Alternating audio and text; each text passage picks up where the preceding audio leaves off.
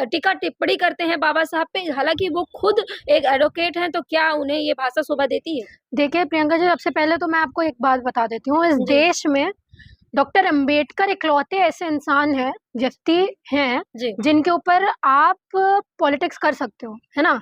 जिनके विरोध में अगर आप एक भी बार कोई भी बात अगर आप करते हो, तो आपको भरपूर विरोध देखने को मिलता है। और अनिल मिश्रा का केस वैसा ही है ना?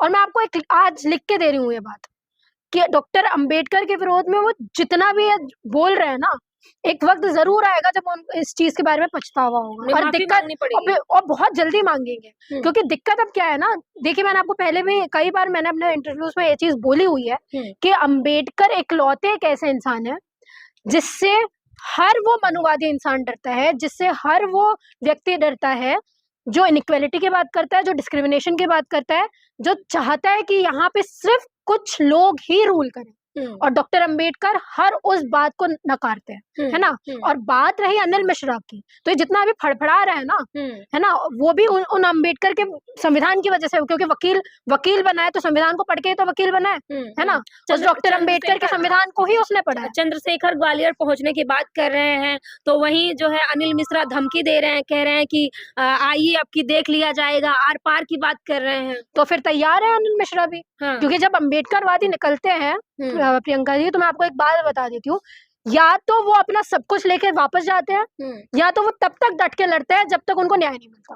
ठीक है, आप रोस्टर का मुद्दा देख लीजिए, जो शुरू दिल्ली यूनिवर्सिटी से ही हुआ था, एक अंबेडकरवादी ने ही शुरू किया था, बाद में आके बाकी सब ने उसको ज्वाइन किया। तो और रही बात अनिल मिश्रा की, तो क्या है ना, उसको शय मिली हुई है ऊपर से नीचे तक, उसको पता है ऊपर से लेके नीचे तक सब सारे हमारे लोग हैं, अंबेडकर के विरोध में हम लोग थोड़ी बात कर देंगे तो हम लोग को हवा मिल जाएगी। और देखो आज वही है, उसने अंबेडकर के विरोध में बोला तो आज सबके मुंह में अनिल मिश्रा अनिल मिश्रा अनिल मिश्रा है ना?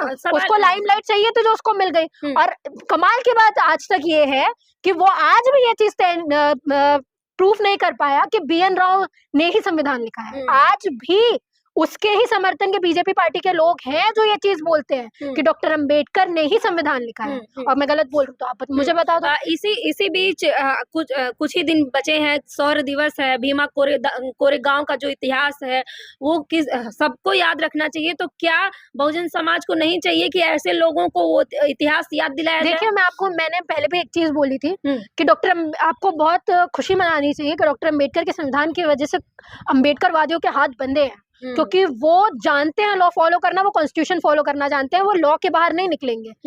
पर आप एक चीज और मत भूलिए कि यही लोग हैं जिन्होंने भीमा कोरेगांव लड़ा था, 500 ही थे और 28,000 को काटा था। याद रखना, एक टाइम के बाद में आप इतना उत्पीड़न कर दोगे कि सर के पार चला जाएगा ना सब कुछ, तो इन हाथों ने तलवार चलाना छोड़ा नहीं है ना? तो ये जितने अनिल मिश्रा हैं, ये क्या गिनती के हैं?